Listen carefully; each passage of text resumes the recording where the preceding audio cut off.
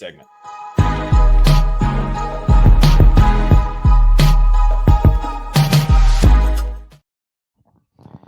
Yes, it's Friday. It is segment 1. We are the Two Bucks. We are on Bluff City Media's YouTube and X pages.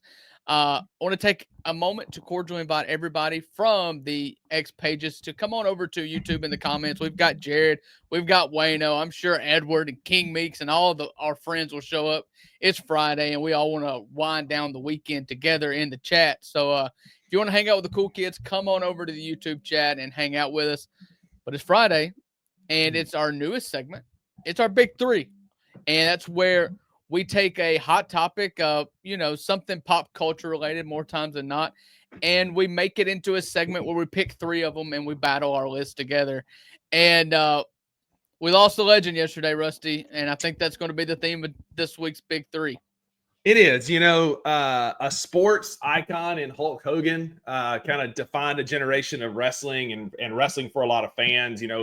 I was more of a fan of wrestling in the 90s when I thought it was like a big heyday of wrestling. And that was kind of the back half of his career. He was still heavily involved in WWE and then going over to WCW and joining the Wolfpack NWO. And so we thought today, normally we have an image that we'll throw up with items that we'll select. But today we thought we would do wrestling, as it were, not Olympic wrestling, but wrestling, a service, and pick our 3 favorite wrestlers for our list today. So I went first last week. I was able to get Chick-fil-A first overall. That's right. It is Drew's turn to go first today. So Drew, you've got the first pick in our wrestling Big Three.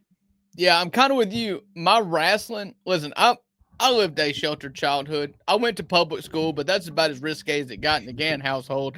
We laugh looking back because my parents got like one of these things that would scramble all the cuss words on live TV. It was wild. Technology back in those days was wild. So I was not allowed to watch wrestling in my house. And I grew up in the 90s. You're talking Attitude Era, peak of powers. But my parents didn't realize that my cousin Kirk and cousin David, who have, been frequently talked about on the show, lived next door to me. They were fans, and their parents were fans, and they ran interference for me to come over to their house every single time that Raw was on for during the Attitude Era. So I did get a pretty hefty dose of wrestling, but I am not a historian. This is not a Mount Rushmore conversation. These are my 3 favorite wrestlers. Okay, because we're going to be judged really hard according to Jared here in the comments, and he's not wrong. Yeah. Because there are some wrestling fans and purists out there that are going to absolutely just seethe at our lists today. And that's why we do it. This is my list, okay? In my limited scope of WWE exposure as a kid. And with that being said, there is a complete and obvious number 1 for me. He is quite honestly my favorite character in any sport ever. He's Stone Cold Steve Austin, absolutely. Texas Rattlesnake. He was just a cultural phenomenon. My uncle kind of looked like him with the bald head and the goatee. We all resonated with the guy that was just like willing to throw up the double birds to the boss and hit him over the head with a bedpan. Like we were all wanted to be Stone Cold Steve Austin. I loved him. Yeah. So 90s were the heydays of wrestling for me. We were the opposite. My family loved it. We bought WrestleMania and SummerSlam and Royal Rumble on pay-per-view and would watch it. And it was an amazing experience watching that with my dad and then going and pretending to be all the wrestlers. Drew, I can't tell you how many times I would pop 2 Sprites by the pool, slam them together, and pour them all over me like I was Stone Cold Steve Austin. 8 years old, not fully understanding, what's going on, 8 to 10 years old. But just being that guy, right? Just with Sprite frothing all over me, thinking I was Steve Austin because Stone Cold said so. That's the obvious one of one. What? And there was no more revolution. I just told you about my household growing up and the how pure we tried to keep things. There was no worse wrestler for me to love than the guy that put Austin 316 on his shirt. Yeah, that's it, man. That would have been jail for Like Drew. he kind of brought the Attitude Era into existence. Oh, He he's was so on the good. edge, like he was kind of on the front edge of that before you got Degeneration X and all the things that came with that. Well done. That is a solid 1 of 1. Again, these are my lists. These are people that I grew up loving. And so my first overall pick, it's from the 90s. I was him for Halloween a couple years ago. You can't go to a gas station and walk past Slim Jims and not go, oh yeah, step into a Slim Jim, because of the man, the myth, the legend, Randy Macho Man Savage. I loved like cocaine was a hell of a drug, to quote Rick James, because like it got him through the 80s and into the 90s. Miss Liz and the tag teams and his rivalry with Hulk and Ric Flair, and just you talk about bigger than life personalities.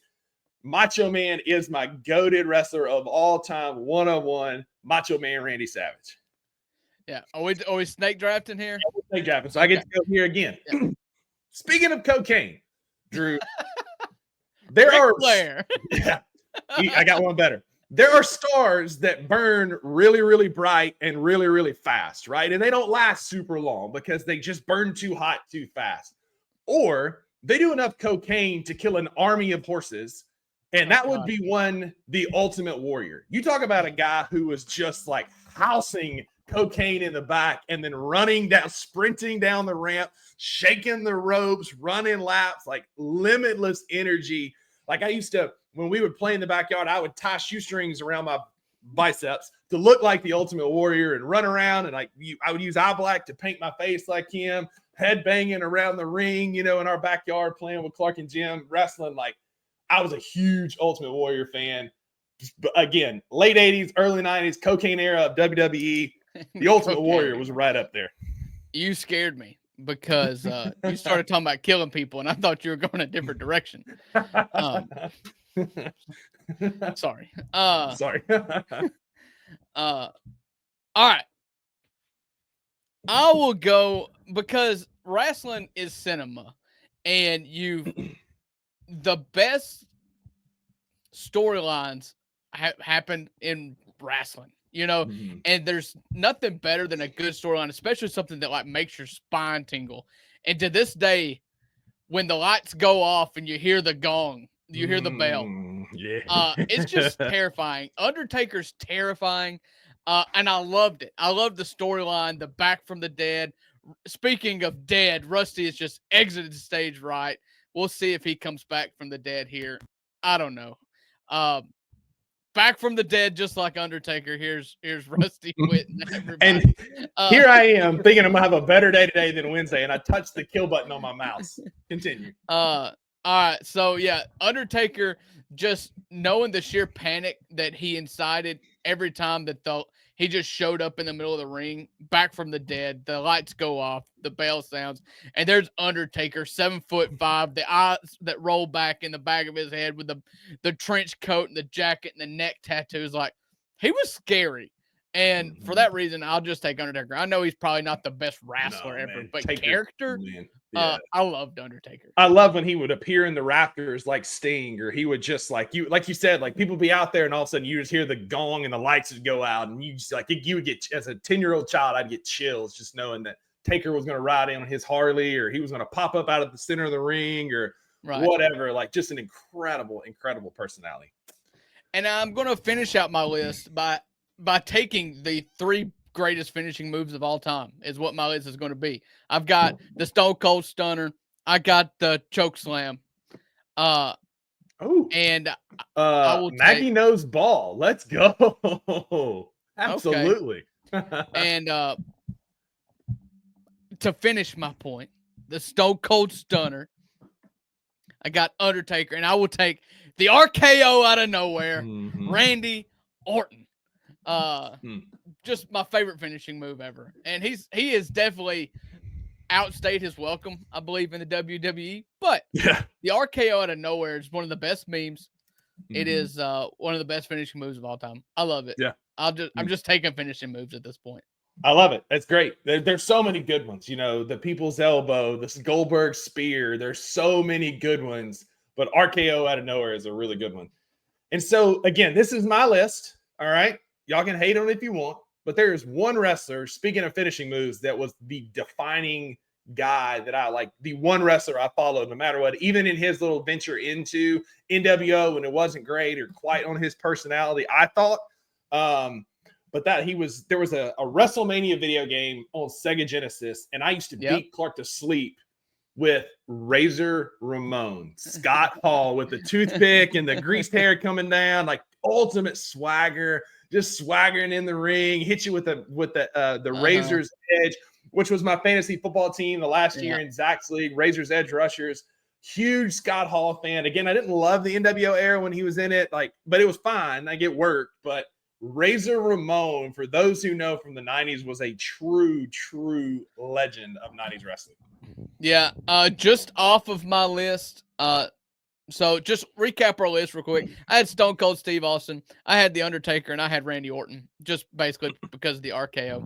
Sure. Rusty. I got Macho Man Randy Savage, The Ultimate Warrior, and Razor Ramon. And I do have an honorable mention. You first. For all the short guys out there, I love, and again, it's all finishing moves for me. It's Rey Mysterio in the 619. Absolutely. I loved the 619 as a kid. Swinging through the ropes was awesome. That was the next one that came to my list. Again, we're talking about a very short stint of dedicated viewership from Uncle Buck here. Sure. So, that's where I'm at. That's the good. When he unmasked, the Heartbreak Kid. So that was Clark's favorite. And the first sports heartbreak I ever had, my honorable mention is one Bret Hart. You talk about finishing moves, putting people in a sharpshooter to end them. It was awesome. But my first real sports heartbreak was when Heartbreak Kid Shawn Michaels put Bret Hart in the sharpshooter to end the Iron Man match that was like a 3 or 4 hour wrestling match. Just like watching Clark gloat and run around the room, and I'm just devastated that Bret Hart lost. Was just my first true experience with sports heartbreak. I didn't know what I had coming, by choosing the other sports teams that I liked, but that was my first sports heartbreak, was Bret Hart losing that Iron Man match. Yeah.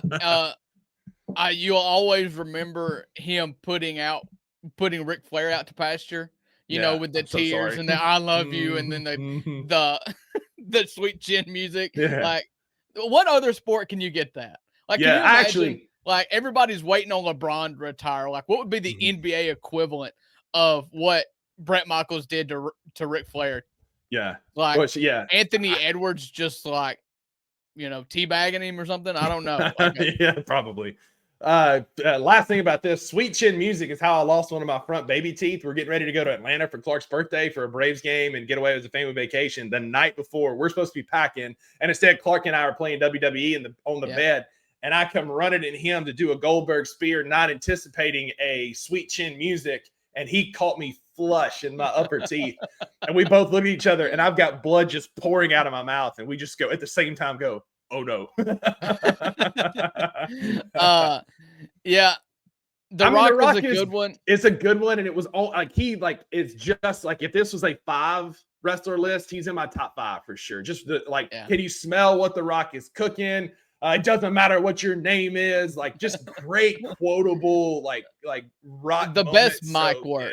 Yes, he cut the best promos in the history of WWE. Absolutely. So again, Maggie's got to say neither of us took. And neither of us took the reason why we're having this talk. No. Hollywood Hulk Hogan.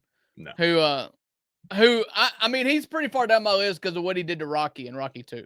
Mm-hmm. You just can't do that to the Italian style. You can't throw him 6 rows up in the stands like that. No, agreed, man. Again, hey, listen, let us know your favorite wrestlers.